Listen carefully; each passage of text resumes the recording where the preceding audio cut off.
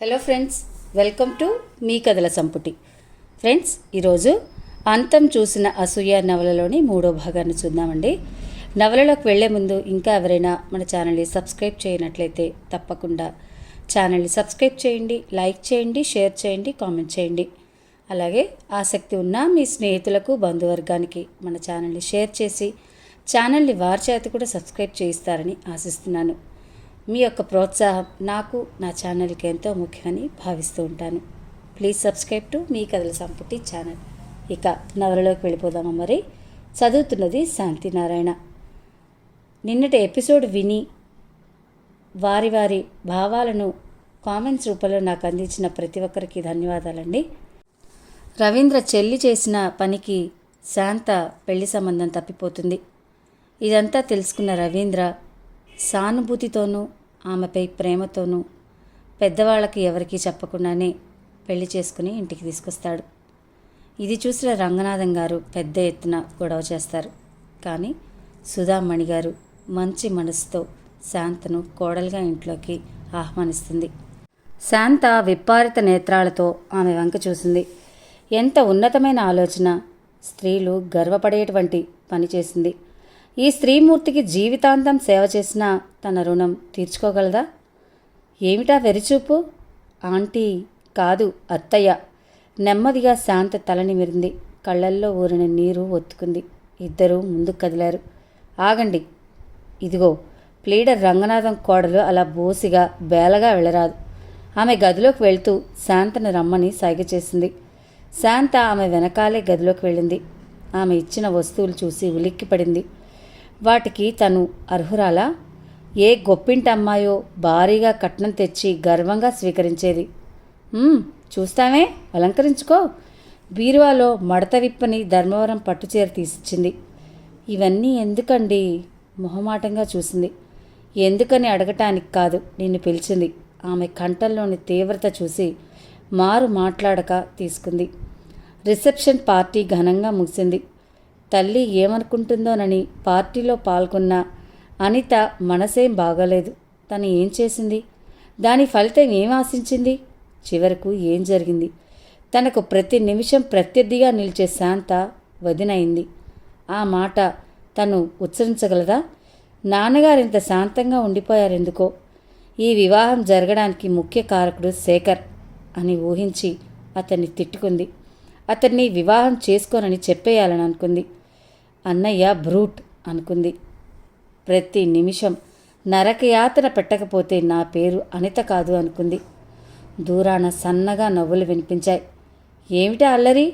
అత్తయ్య ఏమనుకుంటుందోనని ఈ అలంకారం చేసుకున్నాను. ముడి విప్పి జడ వేసుకుంటోంది. దీని ముఖానికి ఆ నగలు కూడానా? జీవితంలో మొదటిసారి వాడి మొహం చూసుంటుంది అనుకుంది కసిగా. శాంతి, అందరూ ఏమన్నారో తెలుసా? ఆమె భుజాల్ని పట్టి తన వైపుకు తిప్పుకున్నాడు రవీంద్ర. అందగాడివి, ఐశ్వర్యవంతుడివి, ఒక బీదమ్మాయిని చేసుకున్నావే అని ఉంటారు. అవునా? ఆమె ముక్కు పట్టి ఊపాడు. ధనవంతుల ధనంతో పాటు తమ అమ్మాయిలు ఇస్తారు. ధనవంతులు బీదలను చేసుకుని తమ పిల్లల్ని బీదలకివ్వరు. నీలాంటి యువకులు ముందుకు రావాలోయ్ అన్నారు. నిజమేగా మరి? ఆరాధనాపూర్వకంగా అతని వంక చూసింది. బయట వెన్నెల్లో కూర్చుని కబుర్లు చెప్పుకుందాం. చాలా అలసటగా ఉంది. నవ్వుతూ 2 చేతుల మధ్య ఎత్తుకుని బయటికి తీసుకొచ్చాడు. దించండి. ఏమిటా అల్లరి? ఎవరు? దూరంగా పిట్టగోడ దగ్గరున్న ఆకారాన్ని చూసి భార్యను టక్కున దించేశాడు. అనిత ఇటు తిరిగింది. సారీ, మీరిక్కడ ప్రేమ పాఠాలు మొదలు పెట్టుకుంటారని తెలీదు. తన గదిలోకి వెళ్ళిపోయింది. శాంతకి ఎందుకో బాధ వేసింది. శాంత, అప్పుడే అలా ముఖం వేలాడేశావు? అనుకేం తెలీదు, దురుస్తనం తప్పితే. హృదయం చాలా మెత్తన.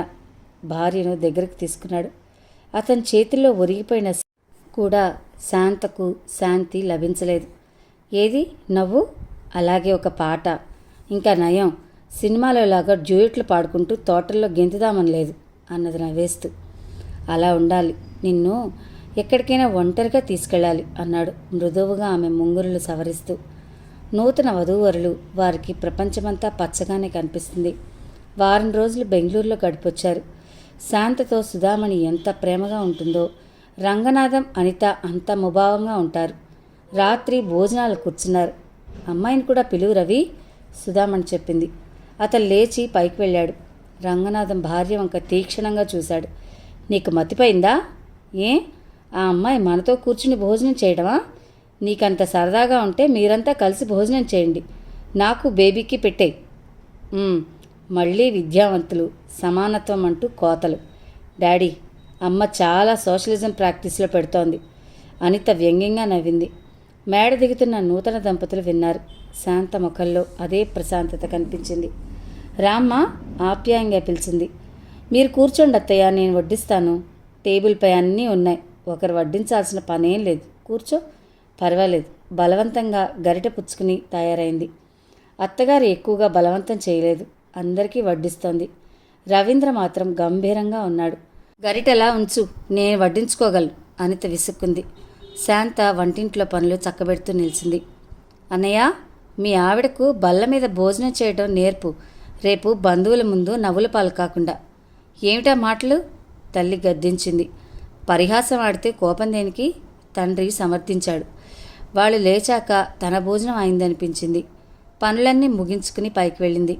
రవీంద్ర ఏదో తీవ్రంగా ఆలోచిస్తున్నాడు. శేఖర్ అన్నయ్యకు ఉత్తరం రాశారా? రేపోసారి అన్నయ్య ఇంటికి వెళ్దామా? అలాగే. దేవదాసు పోజు పెట్టారేమిటి? నవ్వుతూ అతని క్రాప్ చెరిపింది. అతను సాయంత్రం గ్లాస్కో పంచికట్టి లాల్చీ వేశాడు. మరింత అందంగా కనిపించాడు. శాంత, నీకు ఇంట తగిన ఆదరణ లభించడం లేదు. ఆమె చేయి దగ్గరికి లాక్కున్నాడు. అని ఎవరన్నారు? ఒకరు అనాలా? నేను చూడటం లేదా? చూడండి, ప్రతి ఇంటా ఇలాంటివి మామూలే. చిన్నప్పటి నుండి మీరు మీ చెల్లెలు ఈ ఇంటి దీపాలు. మరొకరు తన అన్నను దూరం చేశారనే కోపం ఆ అమ్మాయికి ఉంటుంది. అది కాదు శాంత, నాన్నగారి మాటలు పెద్దవారు.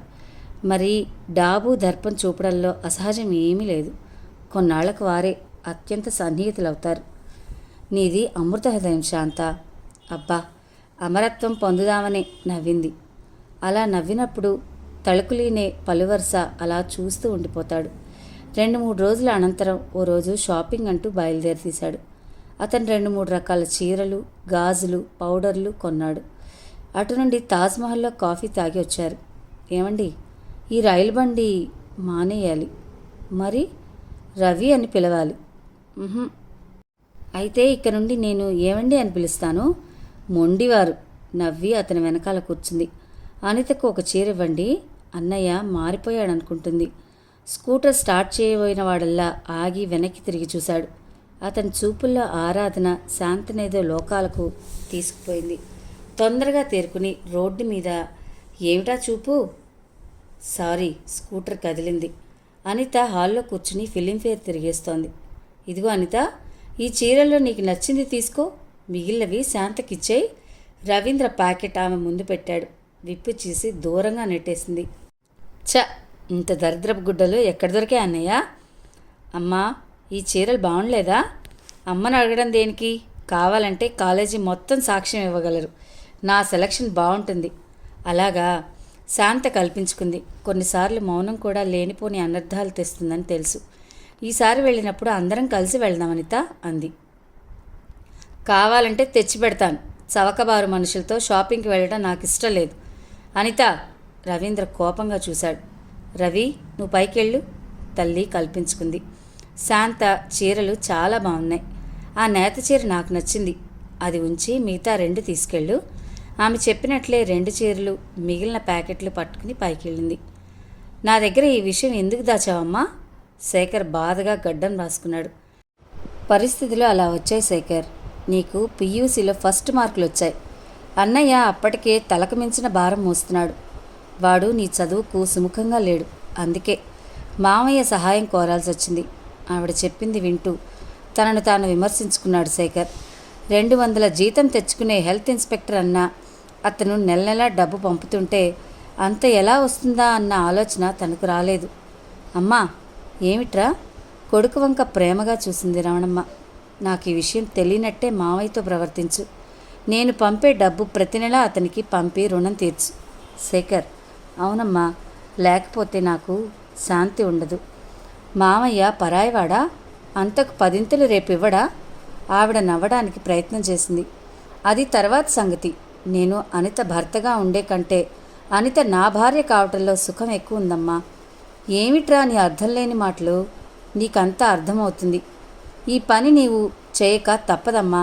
సరేలే చూద్దాం. అలాగంటే కాదు, నాకు మాట ఇవ్వాలి. అయ్య బుద్ధులే, ఆవిడ విసుక్కుంది. శేఖర్ పరిస్థితులకు భయపడి జరిగిందానికి వగచే బేల హృదయుడు కాదు. ముళ్లబాటలో ముళ్ళు తొలగించుకుని అడుగులేసే సాహసి. ఆలోచించి ఒక నిర్ణయానికి వచ్చాడు. మామలు ఇంకేమిస్తారా అని అనుక్షణం ఆదుర్దాపడే యువకులను చూశాం కానీ వీడిలాంటి చిత్రమైన పిల్లాడిని ఎక్కడా చూడలేదు. అతని అన్న చంద్రం గొణుక్కున్నాడు. శేఖర్ సాయంత్రమే హైదరాబాద్ ప్రయాణం అయ్యాడు. మామయ్యతో మునుపట్లా ఉండు అమ్మా, ఈ విషయంలో నిశ్చింతగా ఉండు నవ్వాడు. ఏం నిశ్చింత? నీలాంటి మొండివాణ్ణి చూడలేదు. నన్ను చూస్తూనే ఉన్నావుగా. తల్లి పాదాలకు నమస్కరించి బ్యాగ్ తీసుకుని స్టేషన్ వైపు వెళ్ళిపోయాడు. బండి దిగి హాస్టల్కి వెళ్ళాడు. స్నానాధికాలు పూర్తి చేసి డాక్టర్ దేశ్ముఖ్ ఆసుపత్రికి వెళ్ళాడు. వెయిటింగ్ రూమ్ నిండా జనం కిటకిటలాడుతున్నారు. హలో శేఖర్, రా. ఎంత పనిలో ఉన్నా నవ్వుతూ పలకరిస్తారు. నమస్తే, మీకు సాయం చేద్దామని వచ్చాను. Thank you. పక్క గదిలో పేషెంట్కు బీపీ చూడు. అతను తన పనిలో మునిగిపోయాడు. రోగులందరూ వెళ్ళేసరికి 2:30 అయింది. ఇప్పుడు చెప్పు, ఏమిటి విశేషం? మీరు ఇంటికి వెళ్ళండి. మిసెస్ దేశ్ముఖ్ కనిపెట్టుకుని ఉంటారు. తర్వాత మాట్లాడచ్చు. పర్వాలేదు, ఒక్కరోజు 3 అవుతుంది. కూర్చుని సిగరెట్ వేలించుకున్నాడు. మీకు సహాయం చేయడానికి అసిస్టెంట్ కావాలన్నారు. ఎవరైనా ఉన్నారేమిటి? చూసావుగా ఎంత బిజీగా ఉందో. మీకు అభ్యంతరం లేకపోతే వీలుని బట్టి నేను సహాయం చేస్తాను. నువ్వా? అతను ఆశ్చర్యంగా చూశాడు. ఏమిటంత ఆశ్చర్యపోతున్నారు? నా పని నచ్చితేనే ఉంచుకోండి.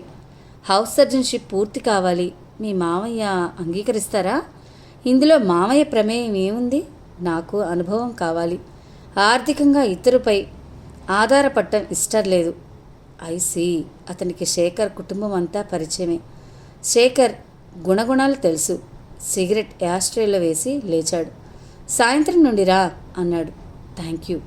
పద, డ్రాప్ చేస్తాను. నాకు దారిలో పనుంది, మీరు వెళ్ళిరండి. ఓ, అతను చిన్నగా నవ్వి కార్ స్టార్ట్ చేశాడు. శేఖర్ దగ్గరలో ఉన్న హోటల్కి వెళ్ళి కాఫీ తాగాడు. ఇన్నాళ్ళు హాస్టల్లో ఉండి పొరపాటు చేశాడు. తనతో పాటు చదివే విద్యార్థులు గది తీసుకుని ఉంటున్నారు. వారితో ఉంటే కొంత ఖర్చు కలిసొస్తుందని ఆలోచించాడు. అటునుండి వారున్న చిన్న ఇంటికి వెళ్ళాడు. ఊరకరారు మహాత్ములు నవ్వుతూ ఆహ్వానించాడు ఫణి. ఒరే ఫణిభూషణ, పనుండే వచ్చానురా. తను వచ్చిన పని చెప్పాడు. నిజం? ఎగిరి గంతేశాడు. ఇంత మంచి అభిప్రాయం ఇంత ఆలస్యంగా కలిగిందేరా? అయినా నీ మాట నమ్మేదెవడు? కాబోయే అత్తగారు ఈ ఊళ్ళో ఉండగా. ఒరే, నిన్నే కాసేపు మా మామగారు అనుకుంటాను. సరా? వద్దురా బాబు, ఈ కాలంలో అల్లుళ్లను భరించేటంత పాపం మరొకట్లేదు. అలారా దారికి. అందరూ ఉత్సాహంగా హోటల్కు బయలుదేరారు. శేఖర్కు భయంగానే ఉంది. ఈ విషయం రంగనాథం దాకా వెళ్తే చాలా ప్రమాదమని, అతనికి చాలా కోపం వస్తుందని తను వెంటనే వెళ్ళి వాళ్ళని చూడాలనుకున్నాడు. తాజ్మహల్లో నుండి బయటకు రావాలని చూస్తుండగానే రంగనాథం కారు వచ్చి ఆగింది. 4-5 స్నేహితులతో దిగారు. ఒరే, మీ మావరా? చూశాను. ఏది దారి? రహదారే, పదండి. ఒరే, ఆయన మమ్మల్ని కూడా దులిపేస్తే దుమ్ము కానీ ఖర్చు లేకుండా వదులుతుంది. ఎందుకురా మగ పుట్టుక పుట్టారు? ఆడవారమైనా బాగుండేదిరా. నీలాంటి బాయ్ ఫ్రెండ్తో గర్వంగా తిరిగేవారము. నమస్కారం మావయ్య. శేఖర్, నువ్వా? ఎప్పుడొచ్చావు? ఇంతకు ముందే. ఇంటికి వెళ్తున్నాను. మంచిది, వెళ్ళిరా. అతనికి మాటలు పెంచడం ఇష్టం లేదు. అందరూ బయటకు వచ్చారు. మీ మామగారు ఇంత తొందరగా వదిలాడు? విశేషమే. ఫణిభూషణ, మా మామ ప్లేడర్రా. అందరి ముందు అల్పంగా బయటపడరు. సినిమాకి వెళ్తే బాగుంటుందిరా. రేపు ఈ పూట ఇంటికి వెళ్ళి అందరినీ చూడాలి. వారిని పంపి బర్కత్పురా వెళ్ళే బస్ ఎక్కాడు. చాలా రోజులుగా ఆ ఇంట్లో గంభీరత పేరుకుపోయింది. ఆ రోజు నవ్వులు, అనిత మాటలు వినిపిస్తున్నాయి. శేఖర్ పరిసరాలనే పరవశింపజేస్తున్నాడు అని గర్వంగా నవ్వుకున్నాడు రంగనాథం. రండి మావయ్య, మీ అమ్మాయి రాగానే తగువ వేసుకుంది. అది వేసుకుందా? నువ్వే దాంతో వేసుకుని ఉంటావు. Good daddy. ఇందాక ఎక్స్క్యూజ్ అన్నందుకు నన్ను శాంతను నానా మాట్లాడింది ఈ తెలుగు పండితురాలు. డాడీ, ఏ నిఘంటువులో ఉంది? కొన్ని అలవాట్లయితే వదలవు. నాకు తెలియని వయసులో అలవడింది విసురుగా అంది. అందరికీ కొన్ని అలవాట్లుంటాయని గ్రహించాలి బుల్లెమ్మ. శేఖర్, ఇలారా. రంగనాథం తన గదిలోకి వెళ్ళాడు. శేఖర్ నెమ్మదిగా గదిలోకి అడుగుపెట్టాడు. నేను ముఖ్యమైన విషయం మాట్లాడాలని పిలిచాను. చెప్పండి. నేను మీ అమ్మకు ఉత్తరం రాస్తాను. ఇక నుండి నువ్వు ఇక్కడే ఉండాలి. అమ్మా, నేను ఎక్కడ ఉండడానికి ఎప్పుడూ అభ్యంతరం పెట్టలేదు మావయ్య. మరి నాకే ఇష్టం లేదు. ఎందుకు? కారణం చెప్పి తీరాలా? నీ అభిప్రాయం తెలుసుకోవాలి. కంఠస్వరం తీక్షణంగా ఉంది. మీరు మామూలుగా ఉండమంటే ఉండేవాణ్ణి. కాబోయే అల్లుడిగా ఉండలేను. ఎవరైనా అవమానం చేస్తారని భయమా? అదేం లేదు. దూరంగా ఉంటేనే మా ఇద్దరి మధ్య ఉండాల్సిన ప్రేమానురాగాలు ఉంటాయి. ఓహో, అతను నవ్వాడు. అనితకు జడుస్తున్నావా? మీరు ఎలాగైనా అనుకోండి. ఇక సంభాషణ పెంచడం ఇష్టం లేక బయటకు వచ్చేశాడు. రవి, సెకండ్ షోకి వెళ్దామా? అలాగే. నువ్వు రా అనిత. ఏం మరదలు గారు, నాలాంటి పురుషధాముడు ఏదైనా అన్యాయం చేయబోయినా మీ అన్నలాంటి పురుషోత్తముడు తోడుంటాడు. అలాగని నేను అనలేదు. అంగీకరించావన్నమాట. కాఫీ అన్నయ్య గారు. థ్యాంక్స్ శాంత. మరి రవికేది? వారికి నేను చేస్తే బాగుండదట. నవ్వుతూ భర్త వంక చూసింది. ఆ మాట నేను అంటానని సరిగ్గా చెప్పరాదు. అన్నయ్యను అడ్డుపెట్టడం దేనికి? తీక్షణంగా అనింది అనిత. అనిత, అంతలా ఆశ్చర్యం నటిస్తున్నావు. నీ ఉద్దేశం అదేగా? దైవసాక్షిగా నా ఉద్దేశం అది కాదు. నీ మాటలకు దైవసాక్షి కూడానా? ఇలాంటి నటలనంటే నాకు మంట. ఏమిటనిత? సుధామణి అడిగింది. మీ కోడలు రాగానే బావకు నాపై చాడీలు చెప్తోంది. శాంత, ఎవరెంతలో ఉండాలో అంతలోనే ఉండాలి. బేబీ సంగతి నీకు తెలుసు. మాట వేరైతే సహించలేదు. అది కాదత్తయ్య. నాకేం సంజాయిషి అక్కర్లేదు. కళ్ళల్లో నీరు తిరుగుతుండగా వంటింట్లోకి వెళ్ళిపోయింది. రవీంద్ర నిస్సహాయంగా చూశాడు. శేఖర్కు తెలుసు ఆ పరిస్థితిలో నోరు మూసుకోవడమే ఉత్తమమని. భోజనాల తర్వాత ముగ్గురు సినిమాకు బయలుదేరారు. శాంత ఎదురా? తనకు తలనొప్పట. రవీంద్ర నెమ్మదిగా అన్నాడు. ఏడ్చావు. అలా అనగానే ఊరుకున్నావా? నేను పిలుస్తానుండు అని వారిస్తూ ఉన్న 2 మెట్లు ఎక్కుతూ పైకెళ్ళాడు. ఎంత వేగంగా వెళ్ళాడో అంత వేగంగా వచ్చాడు. ఏముంది? వస్తానంది. బట్టలు మార్చుకుంటోంది. అందరూ కూర్చున్నారు. నెమ్మదిగా శాంత మేడ దిగింది. మగవారిద్దరూ లేచారు. అను, ఇంకా కూర్చున్నావే? నాకు నిద్ర వస్తుంది బావా, మీరు వెళ్ళిరండి. నిన్ను బ్రతిమిలాడాలా? భగవంతుని దయవల్ల అంతకు దిగజారలేదు అని తన గదిలోకి వెళ్ళిపోయింది. ఒకరి ముఖాలు ఒకరు చూసుకున్నారు. మనం మానేద్దాంరా. మనం మానడం దేనికి? కోపంగా అడిగాడు రవీంద్ర. మీరు వెళ్ళిరండి. మరో మాటకు ఎదురు చూడకుండా పైకి వెళ్ళిపోయింది శాంత. ఇద్దరూ స్కూటర్ తీసుకుని బయలుదేరారు. నేను శాంతం చేసుకుని చాలా పొరపాటు చేశానురా. రాస్కెల్, మళ్ళీ అను ఆ మాట. ఆ అమ్మాయికి ఈ విషయం తెలిస్తే ఎంత బాధపడుతుంది? నా బాధ నీకు అర్థం కాదు శేఖర్. ఆమెకు శాంతి లేదు. నాకు బాధ ఎప్పుడు. ఏడుపు బాధ దేనికోయ్? ఎక్కడైనా దూరంగా ఉద్యోగం చూసుకుని కొన్నాళ్ళు వేరుగా ఉండు. అన్నీ అవే సర్దుకుంటాయి. దూరంగా నాన్నగారు పంపరు. నీకంటే ఆడపిల్లలు నయం కదరా. ఆయన పంపడం ఏమిటి? నువ్వు వెళ్ళు.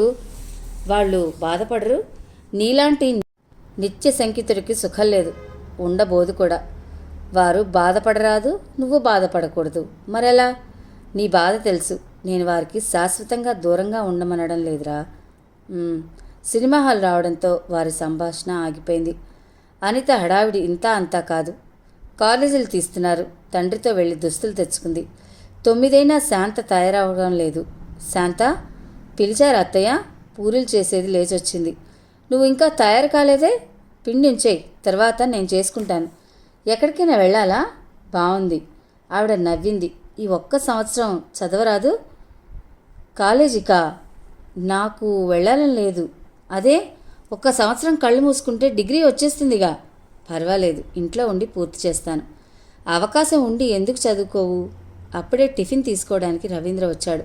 అతను భార్యకు తల్లికి జరుగుతున్న సంభాషణ విన్నాడు. అమ్మా, శాంత కాలేజీకి వెళ్ళడం నాకు ఇష్టం లేదు.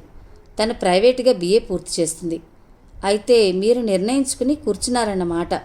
అది కాదమ్మా, తను ప్రైవేటుగా చదవగలిగినప్పుడు ఈ హంగామా అంతా దేనికి? అన్నయ్య, అమ్మకు నీ అంత చదువు లోకజ్ఞానం లేదు. సరిగ్గా చెప్పరాదు. నా భార్య తెలివైనది, కాలేజీకి వెళ్లకున్నా పాస్ అవ్వగలదని అనిత దద్దమ్మ అని డైనింగ్ హాల్ గుమ్మల్లో నిల్చున్న అనిత జవాబు. అనిత? అతను ఆశ్చర్యంగా చూశాడు. నీవనకపోయినా ఉద్దేశం అదే కదా. అందరిలో భార్యను గొప్పగా చేసుకో, నన్ను మాత్రం చులకం చేస్తే ఊరుకోను. ఏమిటి బేబీ? రంగనాథం వచ్చాడు. చూడు డాడీ, అన్నయ్య ఎంత మారిపోయాడో. నేను పనికిమాలదాన్నని ఆయన ఉద్దేశం. ఏమిట్రా రవి, చిన్నదాంతో ఎలా మాట్లాడాలో తెలియకపోతే ఎందుకు చదువు? డాడీ, మీరలా తనను వెనకేసి వస్తుంటే నేను బాధపడాల్సి వస్తుంది. నేను అనుతో మాట్లాడింది అలా కాదు. నీకు నామోషి కాదు నాతో మాట్లాడితే? ఛీ, ఇదో ఇల్లా? రవీంద్ర కోపంగా లేచిపోయాడు. అను, పలహారాలు భోజనాలు చేసేటప్పుడు వాదం చేసుకోవద్దు. నీకు చెప్పలేదు నేను ఆ మాట? అన్నయ్య కదూ మొదట మాట్లాడింది. చాలే తెలివి, తల్లి విసుక్కుంది. మామగారు వచ్చారని వేడి పూరీలు తెచ్చింది శాంత. ఈనాటికి ఇంటిని విమర్శించే మగవాడయ్యాడన్నమాట. శాంత వంక చూస్తూ తీక్షణంగా అన్నాడు రంగనాథం. ఆమె మరేం మాట్లాడకుండా వంటింట్లోకి వెళ్ళిపోయింది. అనిత, నువ్వు ప్రతిదానికి పదార్థాలు తీయటం మానేయాలి. ఆ గుణమే నిన్ను భవిష్యత్తులో చెండుకు తింటుంది. చూడు డాడీ, అమ్మ నీకు నీ డాడీ డబ్బు వస్తువులు ఇవ్వగలరు, కానీ సుఖశాంతలు కొనివ్వలేరు.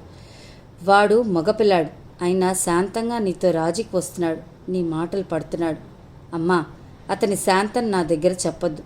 తప్పు చేసిన వారు అబద్ధాలాడేవారు ఎప్పుడూ అణిగి మణిగే ఉంటారు. వాడు నీ తల తీశాడు. సుధా, బేబీని బెదిరించడం దేనికి? కానీ సంపాదన లేకపోయినా తనకో జూలంటూ ఆగర్భ దరిద్రాల్ని ఈ కొంపలకు చేరనేయడం తప్పు కదా? మీరేనా ఇలాగంటుంది? ఒక్క కొడుకు, వాడిని అలా అనడమా? ఒక్కడైతే గాజులు తొడిగి కూర్చోబెట్టుకుంటావా? ప్రొద్దున్నే వాదం ఎందుకని సుధామణి ఊరుకుంది. అనితకు ఒక విధంగా సంతోషంగా ఉంది. ఇద్దరూ కలిసి కాలేజీకి వెళ్ళాలేమో అని చాలా భయపడింది. కొన్నిసార్లు అనుకోని విచిత్రాలు జరుగుతూ ఉంటాయి.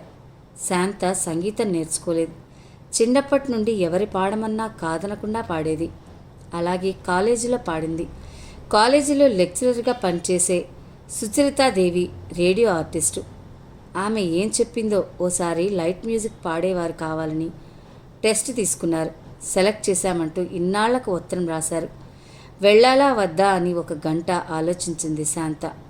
3 రోజుల క్రితం మామగారు అన్న మాటలు ఇంకా ఆమె చెవుల్లో గింగురుమంటూనే ఉన్నాయి. ఏమిటి శాంత, మళ్ళీ ఏదైనా అనుకున్నారా? భర్త చెయ్యి భుజంపై పడేసరికి ఇటు తిరిగి ఉత్తరం అతని చేతిలో పెట్టింది. ఓ, మరి నాకెప్పుడు చెప్పలేదే? సంతోషంగా అన్నాడు. నాకు ఆశ్చర్యంగా ఉంది, ఈ సెలక్షన్స్ ఎలా వచ్చిందా అని. ఏదో పాట కాపీ చేయడం తప్పితే నేనేమీ నేర్చుకోలేదు అన్నది. అంగీకారం తెలుపుతావా? నాకు పెద్దగా ఇష్టం లేదు. మీకు ఉద్యోగం దొరికే వరకు మనం పై ఖర్చులకైనా సంపాదించుకుంటే నయం కదా. శాంత, నిజం చెప్పు, ఎవరు నిన్ను అవమానించారు? నన్ను అవమానిస్తారని బాధ లేదు.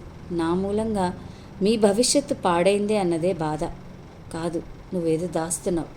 మీ దగ్గర దాచాల్సిన విషయాలు ఏమీ లేవు. నేను రేడియో స్టేషన్కి వెళ్ళనా? తప్పకుండా, థ్యాంక్స్ అన్న అతని భుజంపై తలవాలుస్తూ రవీంద్ర కూడా ఉద్యోగానికే తీవ్రంగా ప్రయత్నం చేయసాగాడు. ఈ రోజులో డిగ్రీలకు విలువెక్కడా? రికమెండేషన్ లేనిదే ఏ పని కాదు. రికమెండేషన్ సంపాదించడం రవీంద్రకు కష్టం కాదు. తండ్రిని అడగటం అతనికి ఎంతో బాధగా మరియు ఇష్టంగా కూడా లేదు. వారం రోజులు గడిచాయి. దంపతులిద్దరూ వీలైనంత వరకు అందరినీ తప్పించుకుని తిరుగుతున్నారు.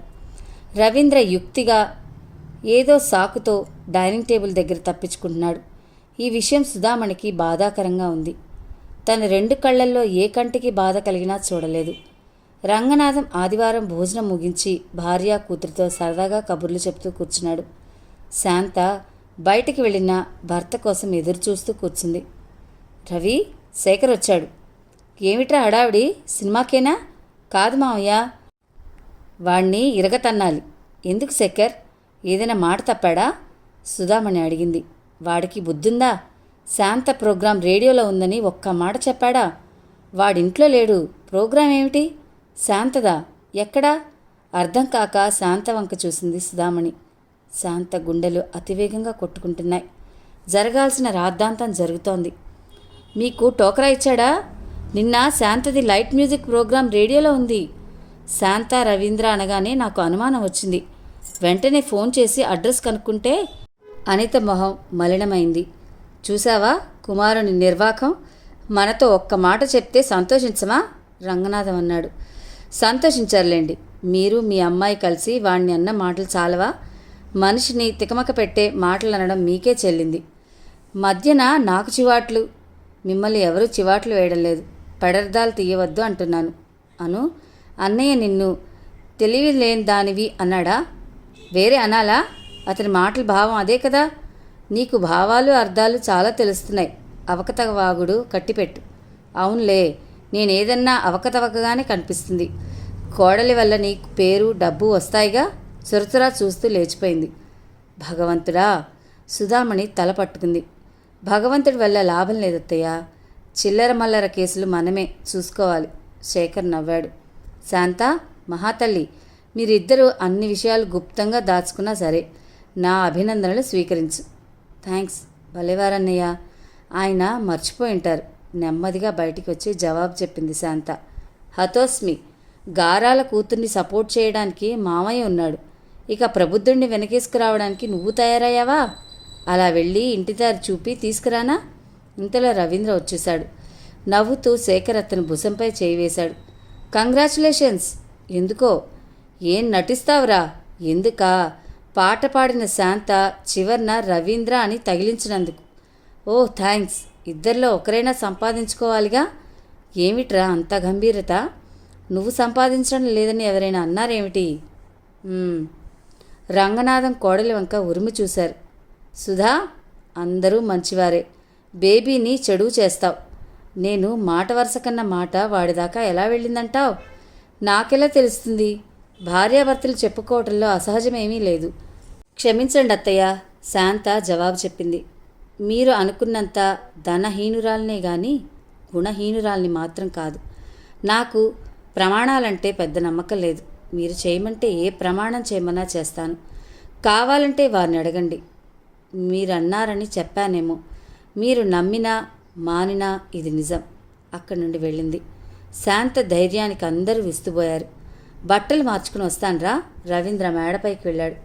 చూసావా బావా, ఈ ఇంట్లో భాగవతం? అనితొచ్చింది. భాగవతం ఏముంది? ప్రతి ఇంటా ఉండే సమస్యలే. అను, నాదో చిన్న రిక్వెస్ట్, చెప్పరాదు? అలా విసురుగా వింటానంటే కాదు, శాంతంగా వినాలి. చెప్పు. అతనికి ఎదురుగా కూర్చుంది. నీకు శాంతకు అంతస్తులో భేదం ఏమిటంటావు? ఇప్పుడు ఆ ప్రశ్న ఎందుకు? అవసరం ఉంది అను. అత్తయ్య మావయ్య మనకంటే కాస్త వెనకటి కాలం వారు. వారు ఒక పరిధిలో ఆలోచిస్తారు. నువ్వు కాస్త విశాల భావాలు కలదానివి అని నిరూపించుకోవాలి. రేపు నన్ను నీ ఎదురుగా అవమానిస్తే చూసి ఊరుకుంటావా? అలాగే మీ అన్నయ్య బాధపడుతున్నాడు. మరో విషయం ఎట్టి పరిస్థితుల్లోనూ విస్మరించకూడదు. ఏమిటో, ఈ ఇంట్లో నువ్వెంతో రవీంద్ర అంతే. తల్లిదండ్రులతో పోట్లాడే హక్కు, ప్రేమించే హక్కు అతనికి ఉన్నాయి. లేవని నేను అన్నానా? అనాలా? నీ ప్రవర్తన అలా ఉంది. చూడను, నలుగురికి సుఖం కలిగించే పని అయితే తొందరగా చెయ్యి. నలుగురికి దుఃఖం కలిగించే పని అయితే ఆలోచించి చెయ్యి. నా తప్పే కనిపిస్తోందా? ఇక్కడ ఎవరూ తప్పు చేయలేదు. ఊహాగానాలతో జీవించవద్దు అంటున్నాను. నీ దగ్గర నాకు చనువు ఉంది కాబట్టే నేను చెప్తున్నాను. అలసిపోయావు, కాఫీ తెస్తాను. నవ్వుతూ లేచింది. అనిత లోపలికి వెళ్ళేసరికి శాంత పకోడీలు చేస్తోంది. అమ్మను అడగందే చేస్తున్నావా అని అడగబోయి వెంటనే శేఖర్ ఉన్నాడని మౌనం వహించింది. రాత్రి భోజనాలయ్యాక నెమ్మదిగా మేడపైకి వెళ్ళింది శాంత. వర్షం వచ్చేలా ఉంది. వాతావరణమంతా గాలి దుమారంగా ఉంది. రవీంద్ర మనసు అలాగే ఉంది. చల్లని చెయ్యి భుజంపై పడగానే వెనక్కి తిరిగాడు. శాంత ఎన్నో మాట్లాడాలని వేచి ఉన్న అతను ఆ వాతావరణంలో ఆమె అందంగా కనిపించడంతో అన్నీ మర్చిపోయాడు. మత్తుగా మైమర్చి చూస్తూ ఆమెను అలా 2 చేతులతో ఎత్తుకుని గదిలోకి వెళ్ళాడు. రంగనాథం కోడలి విషయంలో ప్రతిదీ భూతద్దల్లో చూస్తున్నాడు. ఎక్కడ విమర్శించే అవకాశం దొరకడం లేదు. అతని హృదయంలో పేరుకుపోయిన నిరసన నెమ్మదిగా కరిగిపోసాగింది. శాంత తనకు రేడియో స్టేషన్ వారిచ్చిన చెక్కు అత్త చేతిలో పెట్టింది. రవీంద్ర యూనివర్సిటీలో కొన్ని గంటలు పనిచేస్తాడు. అతనిది తండ్రికి ఇస్తాడు. శాంత 4 రోజుల క్రితం పుట్టింటికి వెళ్ళింది. అందరికీ ఇంట్లో ఎంతో వెలితిగా కనిపించసాగింది. రవి, ఏం డాడీ? ఏం లేదు, ఇంకా ఎన్నాళ్ళు? వెళ్ళి శాంతను పిలుచుకురా. రవీంద్ర నోట మాట రాక నిలుచున్నాడు. తండ్రి శాంత పేరు ఎత్తడం ఏంటే, ఇదే మొదటిసారి. నిన్న శంకరబావ కనిపించాడు. మనందరం ఓసారి భోజనాలకు వెళ్తే కానీ పంపించడట వాళ్ళ చెల్లిని. ఓ దానికే, బంధుత్వం అన్నాక తప్పుతుందా, సాయంత్రం వెళ్దాం అన్నారు. అంతా కలలా అనిపించింది. అందుకే అంటారు కలతలు కలకాలం ఉండవని. తండ్రిని స్వయంగా తయారు కమ్మంటే ఇరకాటంలో పడింది అనిత. తయారవ్వక తప్పలేదు. రవీంద్ర దేశ్ముఖ్ ఆసుపత్రి నుండి శేఖర్ను లాక్కుని వచ్చాడు. వాకిట్లో అందరినీ చూసి స్థాణువులా నిల్చుండిపోయింది శాంత. ఏమమ్మాయ్, ఇంట్లోకి రాణిస్తావా? శేఖర్ నవ్వుతూ అడిగాడు. ఆనంద బాష్పాలు అణుచుకుంటూ వంగి అత్తమామల పాదలు స్పృశించింది. ఫ్రెండ్స్, విన్నారు కదా. ఇంత అందమైన కథను మీకు అందిస్తున్నందుకు నాకైతే చాలా ఆనందంగా ఉందండి. మరి ఈ ఎపిసోడ్ విన్నాక మీకేమనిపించిందో మీ భావాలను కామెంట్స్ రూపంలో నాకు అందిస్తారని, మీ కామెంట్స్ నాకు ఉత్సాహం కలిగిస్తాయని మిమ్మల్ని మరీ విన్నవించుకోవడం జరుగుతుంది. మరి కామెంట్స్ పంపుతారు కదా. మరో భాగంతో మీ ముందుంటాను. అంతవరకు సెలవు. నమస్తే.